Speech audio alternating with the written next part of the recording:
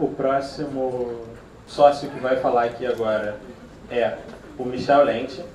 Ele é o pioneiro na indústria digital, ele foi diretor criativo da DDB Brasil, fundador da 10 Minutos, fundador da Lente AG e há 20 anos presta consultoria para grandes empresas. Hoje o Michel é CEO do Tempo Studio.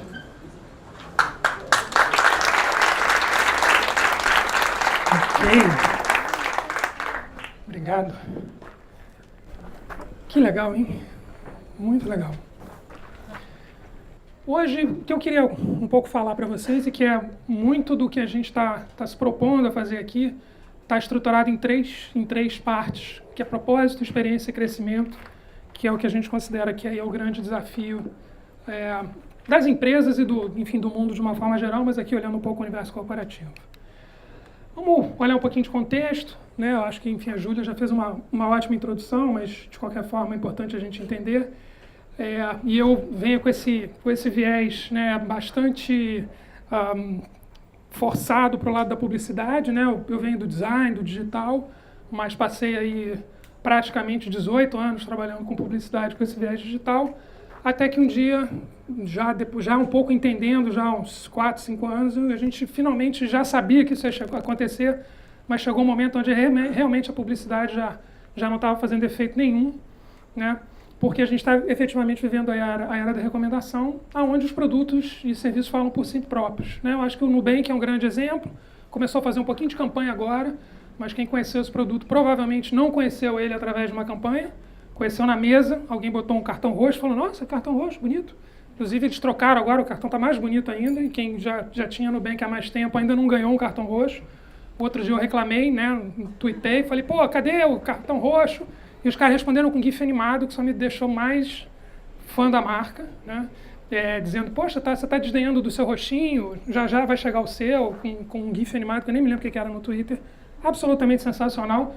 Na mesma semana que eu estava quebrando um pau no LinkedIn, e quando eu quebro um pau no LinkedIn tem um efeito, são 350 mil pessoas, literalmente, me seguindo, com o pessoal do Sem Parar, que tinha uma questão de cartão de crédito, etc. E eu digo, olha aí um exemplo de duas empresas, né, mais ou menos no mesmo segmento, digamos no B2C, né, falando no varejo, uma com uma total compreensão do mundo que ela está vivendo e a outra sem compreender. O que a gente entende hoje é que realmente a gente não consegue mais falar com uma marca bonita, né, simplesmente, né, uma boa publicidade, isso não vai ganhar o jogo. Ainda que você coloque coisas inteligentes e conectadas com o tempo, como é você que atualiza o Itaú, né, sobre toda a questão de aplicativos e toda a questão da publicidade, né, dos apps, toda essa compreensão que o Itaú tem muito entendimento disso. E para mim o que faz a marca, por exemplo, é esse entendimento, né, entender e solucionar os problemas das pessoas. Então, não que isso tenha chegado de uma forma estruturada no Itaú, a gente sabe que lá atrás, quando eles começaram com a bicicleta, não foi uma coisa vinda de um processo que resultou na escolha de um serviço que ia ajudar na mobilidade urbana, mas hoje, para mim, isso é um sinal de uma marca que continua apoiando esse projeto, melhorando essa questão da mobilidade urbana, seguida hoje por inúmeras outras empresas que estão seguindo mais ou menos o mesmo caminho. Então, o Itaú fala comigo muito menos pela campanha publicitária e muito mais pela bicicleta e, paradoxalmente, pelo atendimento personalizado que eles entenderam também que eles podem dar no momento em que você começa a automatizar todos os sistemas e todos os pontos de contato. Quando você tem bons gerentes, sêniores, eles fazem um investimento nisso, né, em alguns segmentos, faz uma diferença brutal, porque você não tem um serviço que funcione 100% impecável, e a hora que você tem gerentes que entendem o sistema e que hackeiam o sistema para você, ou seja, funcionam como um suporte para você conseguir usar melhor aquele serviço que não está pronto ainda do ponto de vista de usabilidade, aí eles têm um diferencial muito grande, né? Que a Júlia colocou também, quer dizer, a gente vê que a gente está passando aqui por um processo de mudança brutal. Então você vê lá embaixo na lista, né, das empresas mais valiosas, das marcas mais valiosas, marcas que já estiveram aí há muito tempo, que a gente já conhece há muitos anos, né, décadas, e marcas que não têm, né, Google 20 anos atrás não existia, né, ainda competindo com Coca-Cola, enfim, e Microsoft, e algumas empresas que vão se reinventando, né, dentro dessa dinâmica nova de entendimento do universo, né, do mercado como um todo. Olhando para a Apple especificamente, né, o grande medo que a gente tem nesse momento é a capacidade da Apple continuar inovando. A Apple está aí, não porque ela necessariamente, isso aqui é valor de marca, não é necessariamente, como é que se fala, receita, né? Eles efetivamente conseguem ser uma marca absolutamente extraordinária do ponto de vista de valor, pela inovação que eles conseguiram imprimir durante tantos anos e que a gente agora observa com uma certa cautela e com um certo receio se eles vão conseguir continuar ou não mantendo essa inovação, e aí uma discussão para um outro dia. Agora, a gente fala de indústrias, são muito fáceis, né? A gente fala de tecnologia, de software, mas assim, a compreensão que a gente tem vivendo, né, a chamada famosa quarta revolução industrial é que tudo que não mudou ainda vai mudar.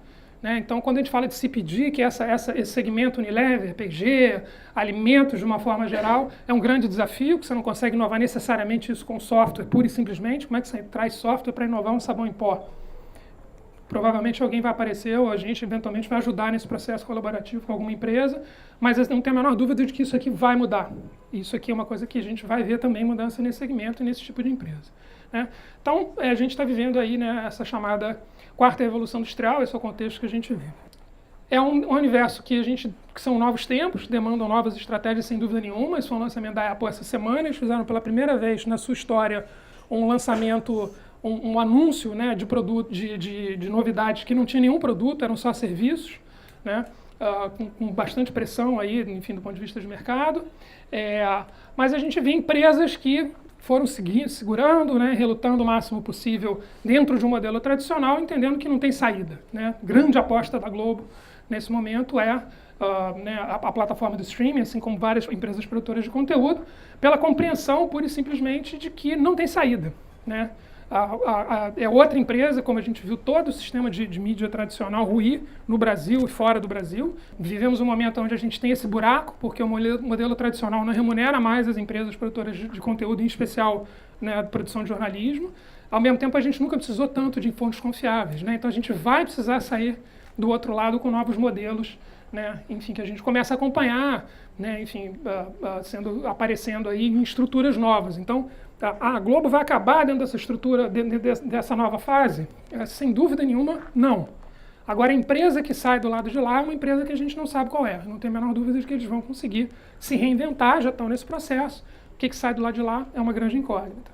E falando do Itaú de novo, quer dizer, a compreensão deles, né, de todas essas mudanças vai muito além simplesmente da publicidade ou da bicicleta, enfim, né, apoiando espaços de coworking em desenvolvimento, né, e novos empreendimentos como o Cubo, etc.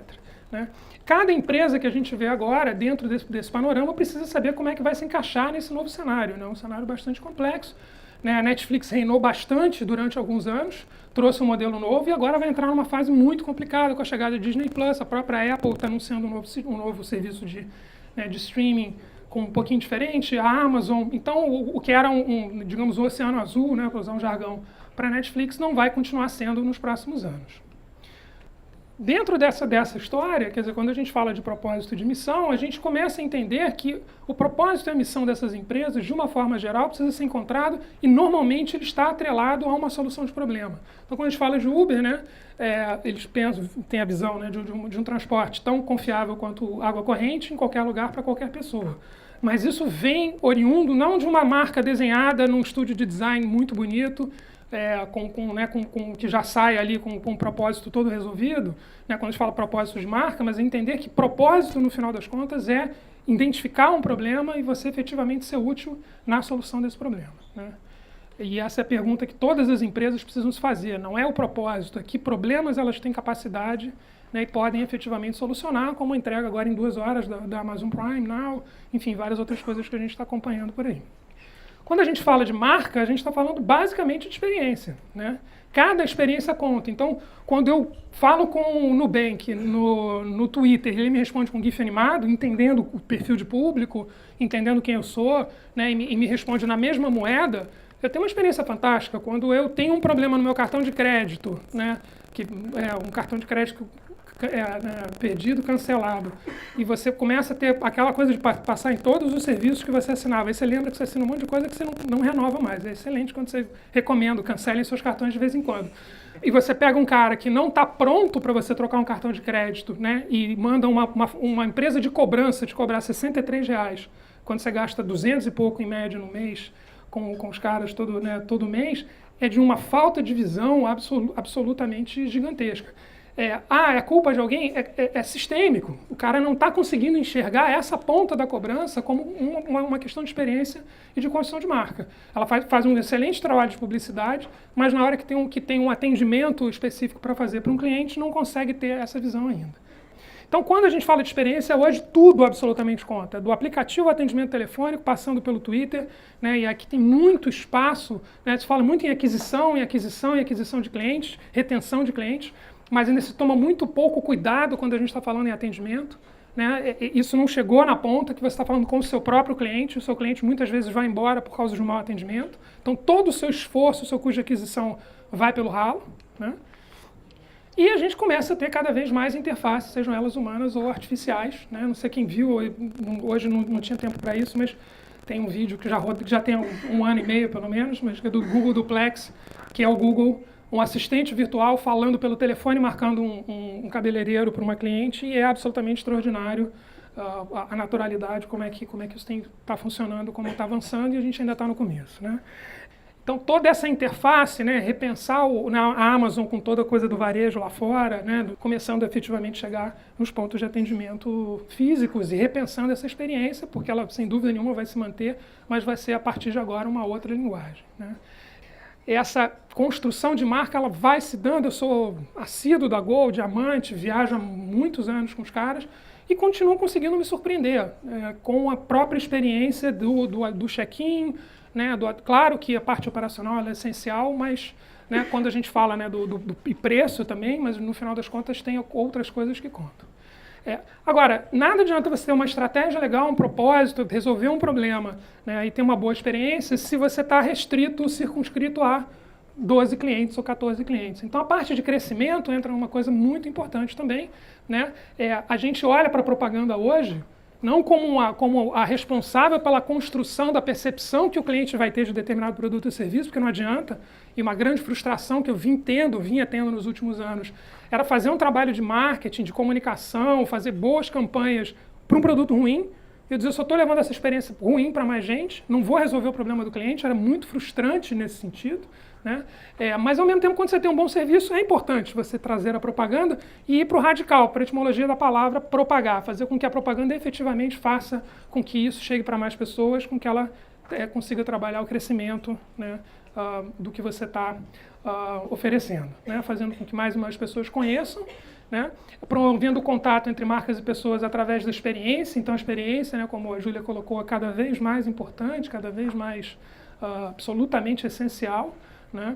Tanto instalações, como a gente está vendo, quanto simplesmente ser bem atendido quando você liga tendo um problema. Né? E olhando, evidentemente, a parte de crescimento e retorno. Essa, graças a Deus, é uma frase que já não vai mais fazer sentido daqui a pouco. Metade do dinheiro que eu gasto em publicidade eu sei que é desperdiçado. O problema é que eu não sei qual é a metade. Que era a realidade. Você, basicamente, lá atrás... Assim, todas as estruturas, todas as agências se montaram, basicamente você tinha 30 segundos numa página, quem fizesse a mensagem mais criativa, mais interessante, naquele mesmo jornal, naquela mesma revista, naquele mesmo canal de televisão que todo mundo fazia, levava o prêmio, né? Muito baseado em dinheiro, e não é mais assim. Né? A gente não precisa mais ser assim. Então, quando a gente fala de propósito, experiência e crescimento, na visão, né, e o que a gente hoje, né, todas as conversas e uma evolução natural minha particular, né, que eu fui vendo na minha carreira, né, ao longo desses últimos anos, e muito em conversa com toda a turma, com Herman, com Júlia, Gustavo, Clélio, enfim, todo mundo aqui do templo, é para onde a gente está olhando nesse momento, entendendo que a gente tem, né, a tal da quarta revolução industrial está colocada aí, o mundo está mudando, mas o mundo precisa ser construído. Para a gente efetivamente chegar lá, a gente vai precisar de novos produtos, novos serviços, né? E a gente precisa botar a mão na massa. Né? Então, a gente está se propondo a isso, botar a mão na massa e tentar chegar lá, né, ajudar nessa construção. É isso, galera. Obrigado.